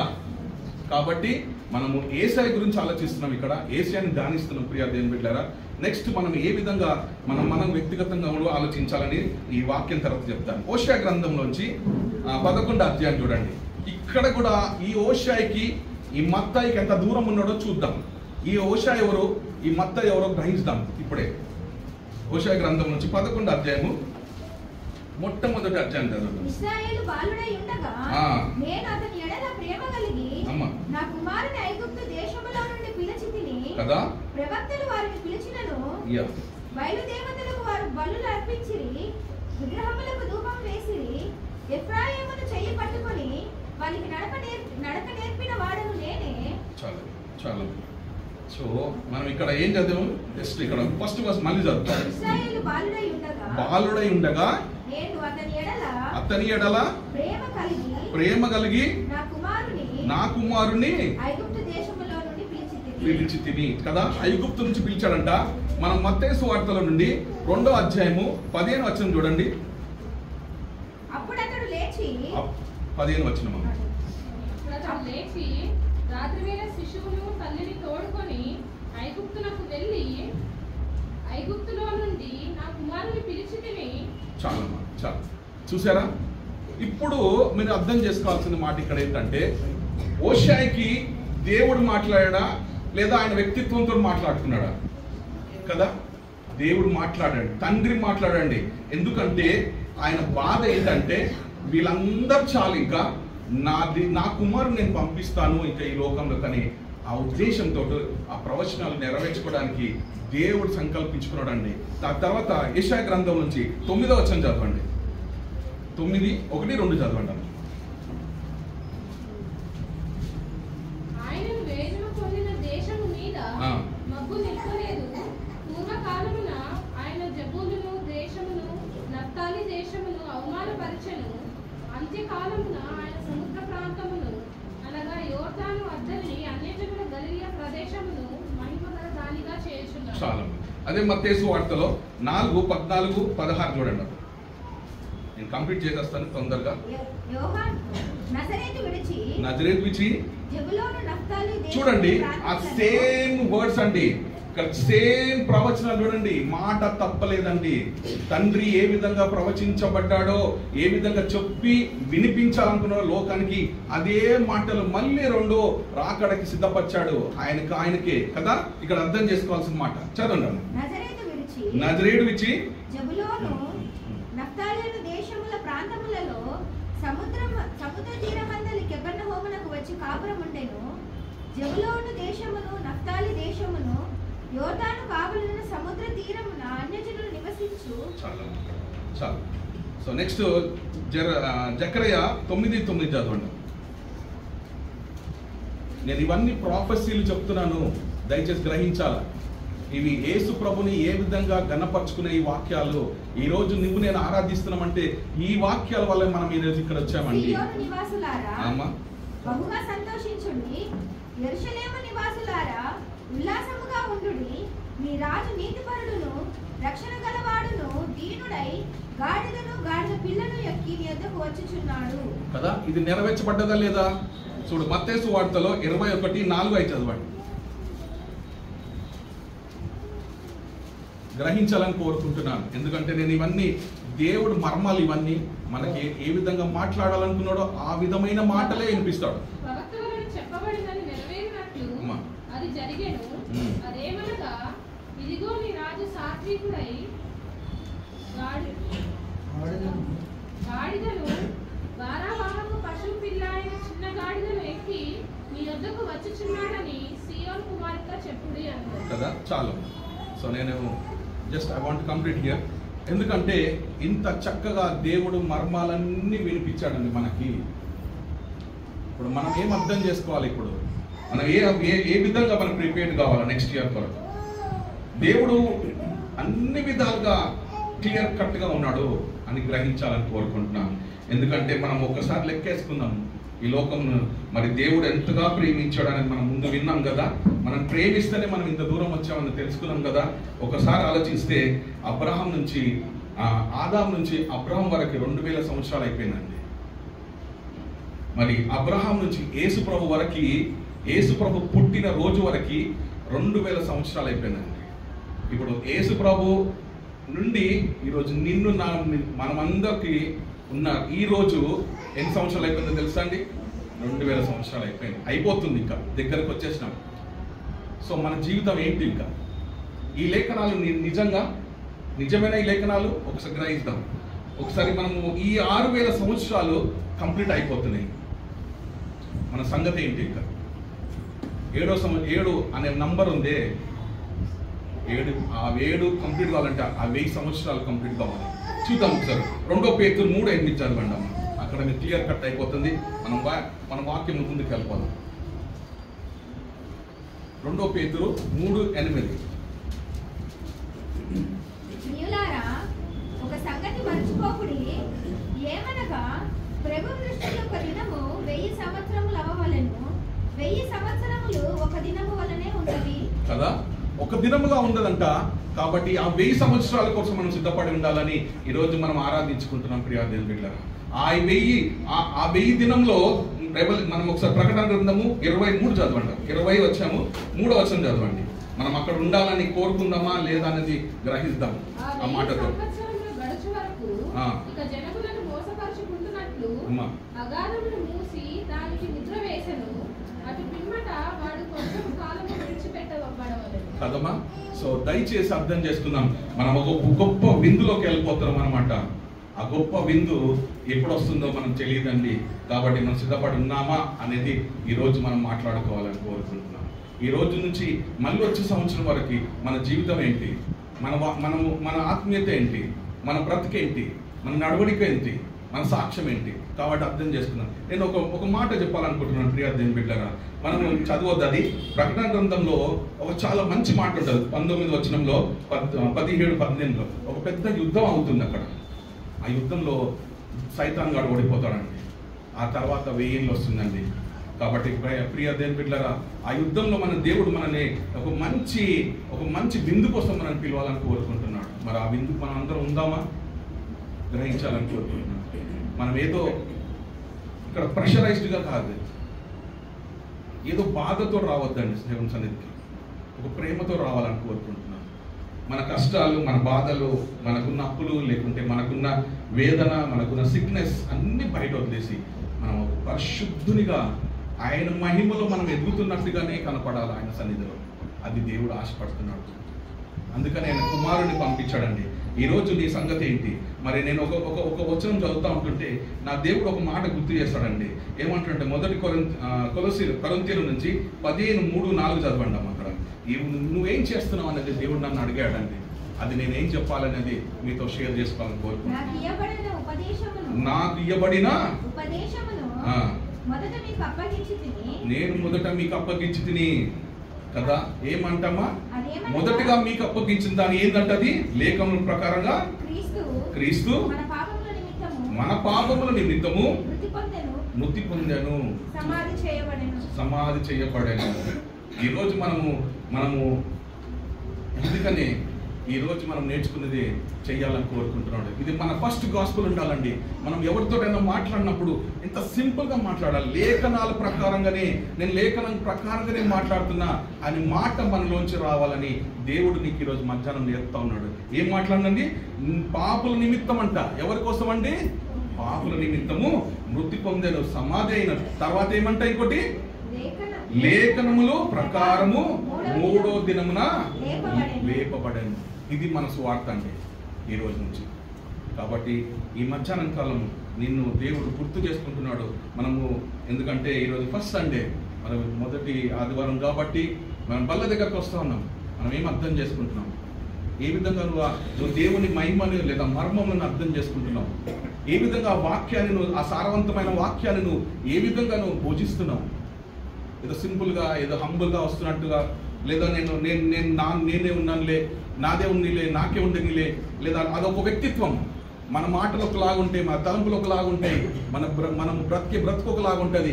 కానీ మరి దేవుని దగ్గరకు వచ్చినప్పుడు నాకు తెలుసులే అన్న విధానం ఉన్నామా?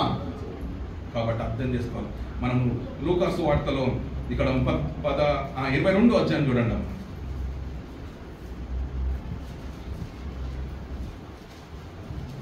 22:16-18 చదువుతాయి. దేవుని రాజ్యము కాదమ్మా. 22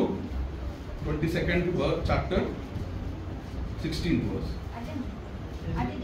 లూకాసు వార్త. ఓకే. దేవుని రాజ్యంలో నెరవేరు వరకు ఇక ఎన్నడూ దాన్ని భుజింపనని మీతో చెప్తున్నాను. చెప్పాను కదా. ఇక్కడ అర్థమైంది. ఇక్కడ మీకేం అర్థమైంది ఇక్కడ చెప్పండి. ఒక మాట ఒకరు లేచి చెప్పండి చూద్దాం. ఆయన పట్టింపు కలిగిన దేవుడు అనేది గ్రహించాం. ఇక్కడ మనము చాలా స్ట్రిక్ట్ అండ్ స్టార్ట్గా ఉండే దేవుడు ఆయన. ఆయన వాక్యం దాటిపోవడం, తండ్రిని దాటిపోలేదు. ప్రియా దేవుని బిడ్డలారా, ఇక్కడ ఏమంటున్నాడంటే నీకు ఒక మాట చెప్తున్నాడు. దేవుని రాజ్యం వచ్చే వరకు నేను ద్రాక్షారసము అక్కడే 16th వర్స్ చదవండి అమ్మా. అప్పుడు ఆయన నేను శ్రమ పడక మునుపు మీతో కూడా ఈ పస్కాను భుజింపవలెనని మిక్కిలి ఆశపడితిని. కానీ అది దేవుని రాజ్యములో నెరవేరు వరకు, దేవుని రాజ్యం నెరవేరే వరకు ఇక ఎన్నడూ దాన్ని భుజింపనని మీతో చెప్పుచున్నానని. ఇది ఎందుకు చెప్పాడంటే ఆ రోజు ఇంకా రాబోతున్న రెండో రాకడ సిద్ధపడుతున్న ఈ లోకంకి లేక ఈ సంఘానికి ఆయన ఒక మంచి డిన్నర్ సిద్ధపరచుకుంటున్నాడు. ప్రియ దేవుడు దాని కొరకే ఆయన ఒక మంచి వాగ్దానం చేయకపోయాడండి ఈ భూమి మీద. నేను ఇక ముట్టను. దాని కింద ఇంకోటి బాగుంటుంది, చదువున్నాం అదే 18లో. ఇక మీదట దేవుని రాజ్యం వచ్చే వరకు త్రాగనని. చూసారమ్మా ఎంత కమిట్మెంట్ తో ఉన్నాడు యేసు ప్రభు. ఈరోజు నీవు నేను ఎక్కడున్నాం, ఏ విధంగా ఆలోచిస్తున్నాం, మనం దేవుని కొరకు ఏం చేస్తున్నాం, ఎంతవరకు మనం ఎంతమందికి సువార్త అందించాము, ఎంతవరకు నీ రక్షణను కాపాడుకుంటున్నావు, ఎంతవరకు నీ జీవితాన్ని సాక్ష్యంగా నిలబెట్టుకుంటున్నావు అనేదే ప్రశ్న ఈ వాక్యం ద్వారా. ఈరోజు మనం బల్ల దగ్గరకు వస్తున్నాం. ప్రియ దేవుని బిడ్డలారా, ఒకసారి పరిశీలించుకోవాలని కోరుకుంటున్నాను. ఈ మెన్స్ సండే అదో సింపుల్గా రాలేదండి. ఈ వెనుకలు చాలా ప్రయాసం ఉంటుంది, చాలా స్ట్రగుల్ ఉంటుంది. ఒక సంఘానికి గట్టాలి అంటే, ఒక సంఘాన్ని ఏర్పరచుకోవాలనుకుంటే, ఒక సంఘాన్ని ఒక గుంపుగా మార్చుకోవాలంటే చాలా స్ట్రగుల్ ఉంటుందండి. సేమ్ తండ్రి కూడా అదే బాధపడ్డాడండి. ఈ లోకంను ఆయన సృష్టించక ముందు అదే వేదన ఉండి, అదే కష్టం ఉండే, అదే రకంలో అనే దేవుడు ఆలోచించినట్టుగా మనం ఇక్కడ వాక్యంలో ధ్యానించామండి. ఆఖరికి ఎవ్వరు మాట వినలేదు, ఎవరు సరిగా లోబడలేదు. ఆఖరికి తన సొంత కుమారుని బలించుకోవాలని కోరుకున్నాడు. ఈరోజు మనం ఎంతవరకు సిద్ధపడ్డాము ఆయన స్వార్థ కొరకు, ఎంతవరకు మనం బలిదానం చేసుకోవడానికి సిద్ధపడుతున్నాము. ఈ మధ్యాహ్నం కాదు, ఏదో సింపుల్గా మనం ఆరాధించుకుంటుండొచ్చు, ఏదో సింపుల్గా మనం మందిరంలోకి వచ్చేసి కూర్చుంటుండొచ్చు. కానీ దేవుడు నీకు ఒక హృదయం ఇచ్చాడండి, పరిశీలించమని, ఆ మర్మాలు గుర్తుపట్టాలని దేవుడు వాక్యం ద్వారా మాట్లాడుతూ ఉన్నట్టు దేవుని బిడ్డలారా. చదువుదామమ్మా. మనం బల్ల దగ్గరికి వెళ్ళక ముందు ఈ వాక్యాలు దేవుడు ఎందుకు హెచ్చరించాడు, ఏ విధంగా సంఘాన్ని సిద్ధపరిచాడు చూద్దాం. 2 కొరింథీలో 11వ అధ్యాయం చూడండి. మనం చివరికి వచ్చాను, మూసుకుని కంప్లీట్ చేసేసుకున్నాం. ప్రియ దేవుని బిడ్డలారా,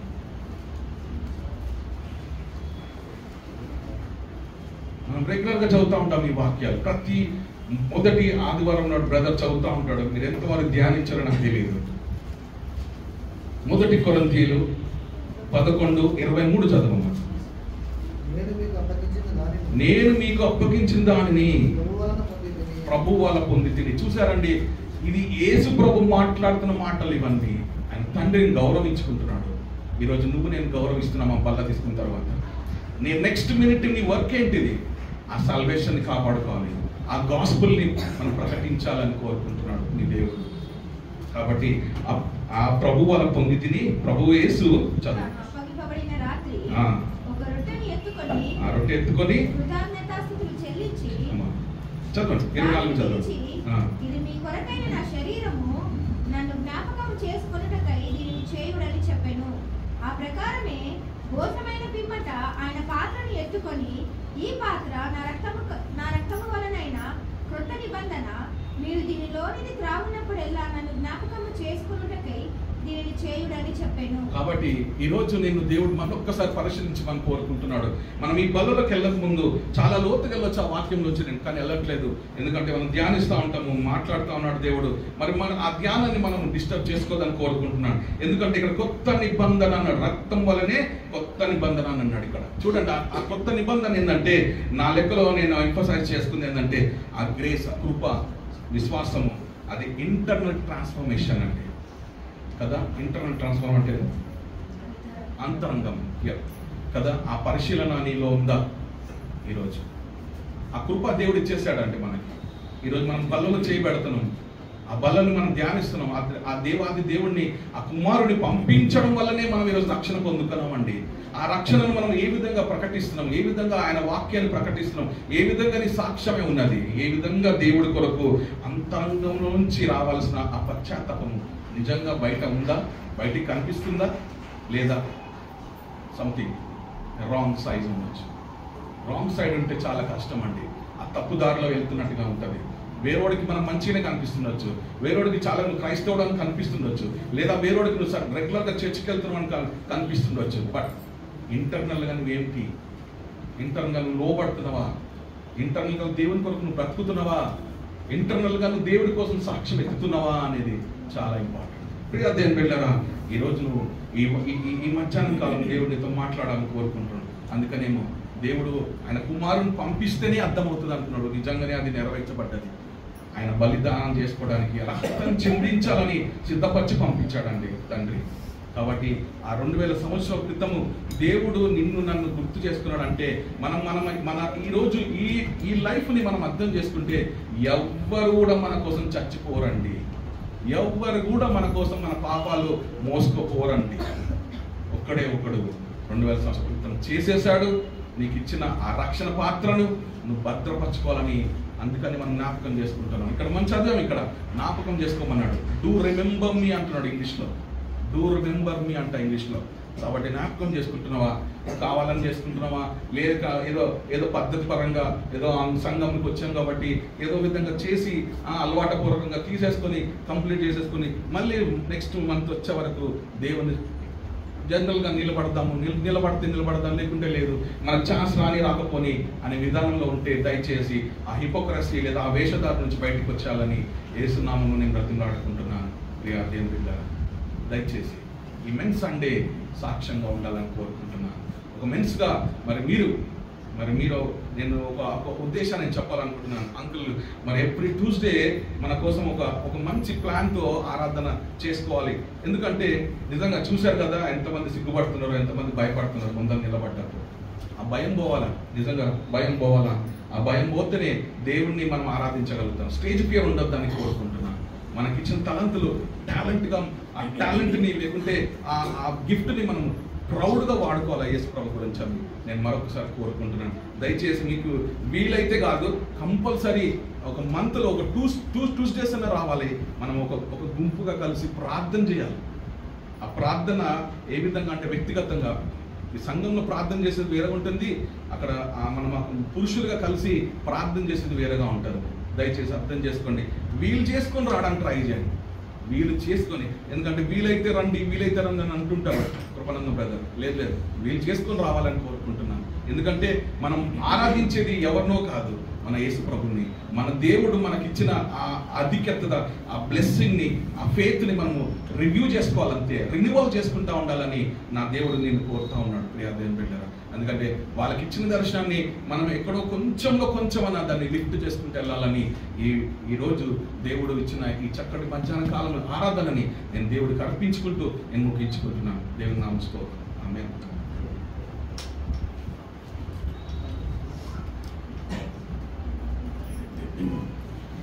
మంచి చక్కటి వాక్యకు సంబంధించిన మానవ బ్రదర్కి వందనాలు.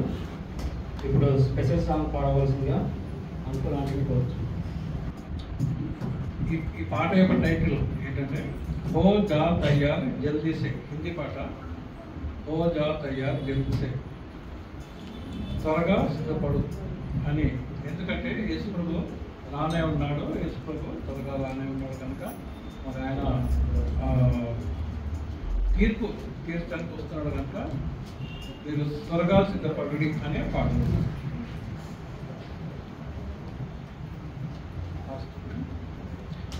हो जा तैयार जल्दी से, हो जा तैयार जल्दी से, दिन अदालत का आ रहा है,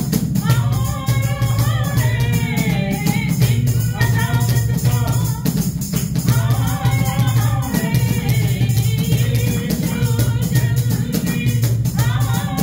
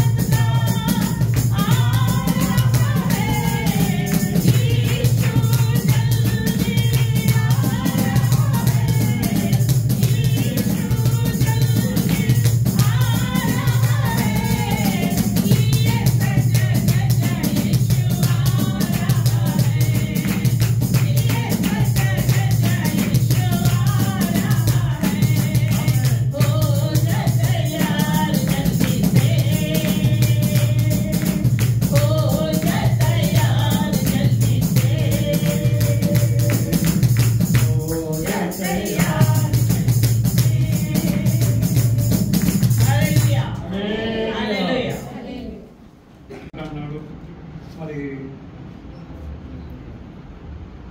గత 24 సంవత్సరాలు దేవుడు మనల్ని కాచి కాపాడు భద్రపరిచాడు కనుక మరి మనము మన రెస్పాన్స్ ఏంటి, మన రెస్పాన్సిబిలిటీ మనం ఫీల్ అవుతున్నామా సువార్త నిమిత్తం అనే అంశం. యేసు ప్రభు మనల్ని ప్రేమించి మన కొరకు వచ్చి తన ప్రశస్తమైన ప్రాణాన్ని అర్పించి తన విలువైన రక్తమును మనకు ధారపోసి మనల్ని ఆయన బిడ్డగా చేర్చుకున్నాడు కదండి. యోహాను సువార్తలో 1వ అధ్యాయం 12వ వచనం చదువుకుంటాం. తనను ఎందరూ అంగీకరించదో వారందరికీ దేవుని బిడ్డల అగుటకు ఆయన అధికారం ఇచ్చాడు. కనుక అధికారం ఇచ్చినాడు. ఆ అధికారం మనం యూజ్ చేసుకోవాలి, మన సువార్త ప్రకటించుకోవాలి. కనుక దేవుని బిడ్డలారా ఒకసారి మన జీవితం మనము జ్ఞాపకం చేసుకుందాం. మరి మన రెస్పాన్సిబిలిటీ మనం ఫీల్ అవుతాము. అంతేకాకుండా మరి ముందుకు వెళ్దాం కదండి. 25th ఇయర్లో మనం ఎంటర్ అవుతున్నాం కనుక ఈ 25th ఇయర్లో మనము ప్రభు కొరకు నిలబడదాం, ప్రభు కొరకు సాక్షిగా ఉందాం. ఎందుకంటే మరి ప్రభు చెప్పినాడు కదా, మరి మా అపోస్తుల కాలం 1వ అధ్యాయంలో 18వ వచనం 8వ వచనం మనం చూస్తాం కానీ యు ఆర్ మై విట్నెసెస్ అన్నాడు. కనుక we have to be witnesses. మనము ఆయన కొరకు సాక్షులుగా ఉండాలి. ఏ విధంగా మనం సాక్షులుగా ఉంటాము? కేవలం ఆయన సువార్త ప్రకటించినప్పుడే మనం సాక్షులు ఉంటాం. కనుక అది మనము చేయటానికి ప్రార్థించాలి, సహాయం కోరాలి, దేవుని యొక్క సహాయం కోరి మనము ముందుకు వెళ్దాం. కనుక దేవుని పిల్లల ఈ సమయంలో బల్లా కార్యక్రమము మరి జరగనేటుండగా మరి దేవుడు మనల్ని గత 24 years కాచి కాపాడి భద్రపరిచినందుకు ఆయన వందనాలు చెల్లించుకుందాం. మరి ఈ సమయంలో మరి దేవునికి మనం అయిష్టంగా ఒకవేళ జీవించుంటే మనం ఆయనని క్షమాపణ అడుగుదాం. ప్రభు నన్ను క్షమించు, లార్డ్ ఫర్గివ్ మీ అని మనం ఆయనను వేడుకొని మనము ముందుకు వెళ్దాం. కనుక దేవుని పిల్లలారా మరి ఈ సమయంలో బల్లా కార్యక్రమం మనము జరిపించుకుందాం. ప్రార్థన చేసుకుందాం. మనము స్టార్ట్ చేసుకుందాం. పరిశుద్ధుడా, మహోన్నతుడా, మా దేవ, మా తండ్రి, గత 24 సంవత్సరాలు మీరు ఎస్ఐ సంఘాన్ని మీరు నాకు చేసుకుని ఈ విధంగా నడిపించిన దేవ, నీకు వందనాలు చెల్లిస్తున్నాం. ఈ దినము నాయన మరి November 2nd, 2025 ఆయన నీ సన్నిధికి రావడానికి మీరు చెప్పిన కృపను బట్టి వందనాలు చెల్లిస్తున్నాం. ఆయన మరి సమయంలో కూడా మరి ఆయన నీ విధంగా ఆయన తండ్రి మరి మేము ప్రభా నీ సంధిలో ఇక్కడ మనం చేరి ఉన్నాం తండ్రి. అంతేకాకుండా నీ బలలో పాల్గొనటకు సిద్ధంగా ఉన్నాం తండ్రి. ఆయన నీ రక్తం చేత మనం కడగండి, శుద్ధీకరించండి, మీరు నడిపించి మీరే మహిమ పొందగలను. దాసుడు ప్రభా మరి పశుప్రణం భారతండి మరి నాయన ఈ బలాకారం నడిపిస్తున్నారు తన పక్షం కాబట్టి ఆయన తన సహాయం దయచేసి మీరు నడిపించి మీరు మహిమ పొందగలని మా రక్షకుడిని యేసుక్రీస్తు నామమున అడుగుచున్నాము తండ్రి. ఆమేన్.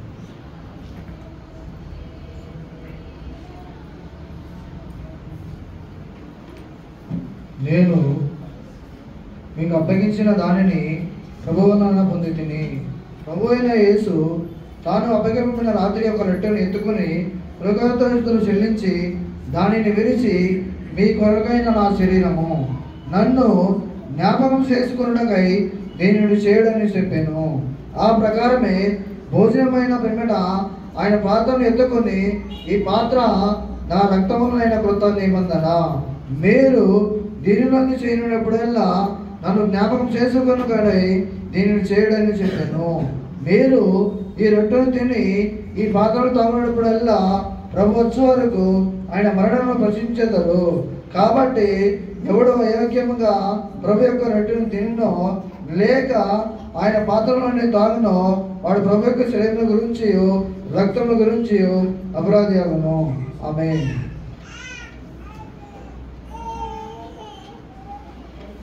చిన్న ప్రార్థన చేసుకుందామండి బల్ల గురించి. యేసయ్య, పరిశుద్ధుడైన నా తండ్రి, నాయనా నీకు స్తోత్రం చెల్లిస్తున్నాను ప్రభువా. నాయన ఈరోజు నాయన మా ముందు నాయన నీ శరీరాన్ని నీ రక్తాన్ని మా ముందు ఉంచావు ప్రభువా. మేము అయోగ్యంగా నా తండ్రి మీ పనులు మీ యొక్క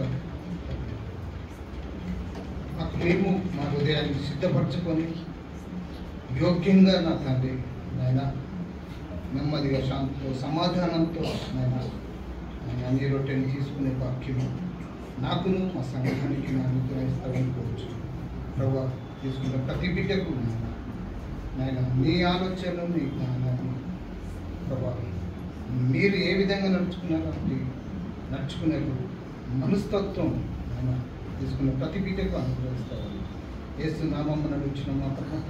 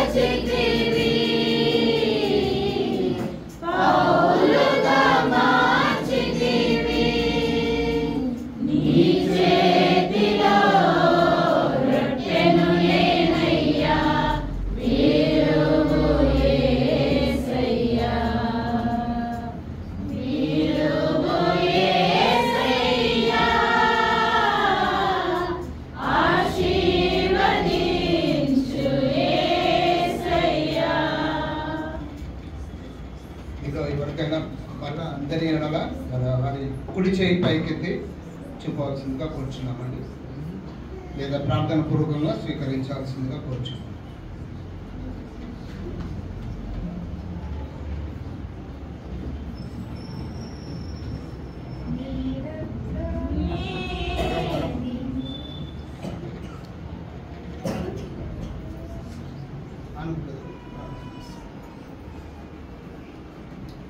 పరలోకమందున్న మా తండ్రి, స్తోత్రమైన వందనాలు తండ్రి. మరి నవంబర్ నెలలో కూడా మనం పెట్టుకొని ప్రభా నీ బల్ల మీద నడిపించిన మంచి దేవుడా గొప్ప దేవుడా దేవా మరి మమ్మల్ని ఎటువంటి మలినం అంటకుండా ఎటువంటి పాడు లోకంలోకి మేము పోకుండా మమ్మల్ని వారం వారం హెచ్చరిస్తూ నైనా మరొకసారి నాయన నీ బల్ల దగ్గర రావడానికి పశ్చాత్తంతో భయంతో భక్తితో నేను స్వీకరిస్తున్న ఈ బల్లని ప్రభా నీకు నమ్మకంగా నీకు విశ్వాసంగా మా ఇంటర్నల్గా ప్రభా మేము ఏం చేయాలనో ఏ విధంగా ఉండాలనో మాతో మాట్లాడుతున్న దేవుడిగా ఉన్నందుకు నీకు స్తోత్రం. ఇదిగో మరి నైనా రక్తాన్ని మేము ద్రాక్షరసంగా తీసుకుంటున్న మమ్మల్ని దయచేసి సిద్ధపరచండి. మీరు రాకముందే ప్రభా మా ముందున్న పోరాటాన్ని మేము పోరాడి ఛేదించి ప్రభా నీకు ఘనకార్యములు నీ నామమును ఘనపరచుకోవడానికి నీ నామమును ఘనంగా ప్రభా సాక్ష్యంగా మార్చుకోవడానికి కృప చూపమని యేసు నామములో ప్రార్థిస్తూ వేడుకుంటున్నాం తండ్రి.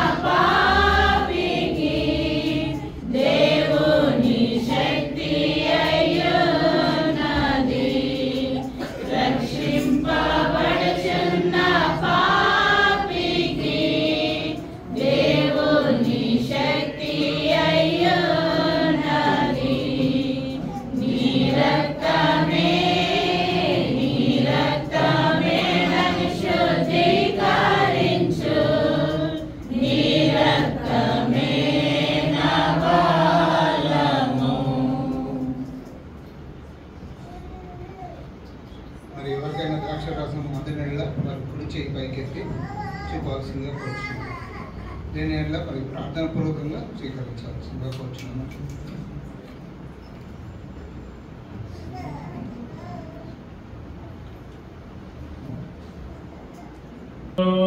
సాగిపోదువా ప్రార్థనలో జీవింతువా ప్రార్థనలో సాగిపోదువా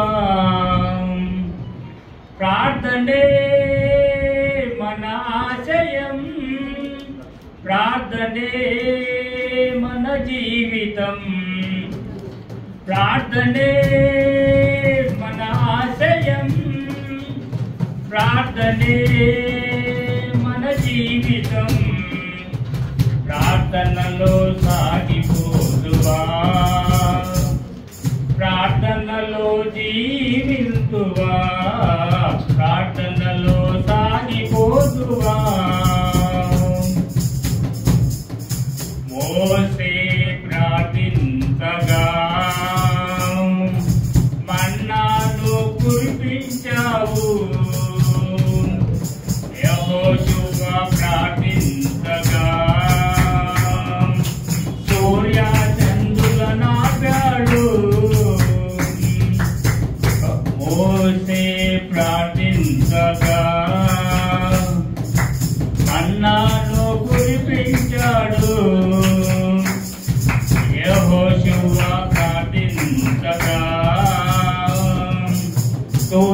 చందుల నాటాడు ప్రార్థనలో దీపమున్నది ప్రార్థనలో శక్తి ఉన్నది ప్రార్థనలో జీవమున్నది ప్రార్థనలో శక్తి ఉన్నది ప్రియుడా ప్రార్థనలో సాగిపోవా ప్రార్థనలో జీవింతువా ప్రార్థనలో సాగిపోతువా అన్నా ప్రార్థించగా గర్భఫలమును సాగావు ఏలియా ప్రార్థించగా వర్షాన్ని కురిపించావు అన్నా ప్రార్థించగా గర్భఫలమును సాగావు ఏలియా ప్రార్థించగా వర్షాన్ని కురిపించావు ప్రార్థనలో జీవమున్నది ప్రార్థనలో శక్తి ఉన్నది ప్రార్థనలో జీవమున్నది ప్రార్థనలో శక్తి ఉన్నది ప్రియుడా ప్రార్థనలో సాగిపోతువా ప్రార్థనలో జీవింతువా ప్రార్థనలో సాగిపోతువా పౌలు ప్రార్థించగా చెరసాల ద్వారాలు బద్దలయ్యాయి పౌలు ప్రార్థించగా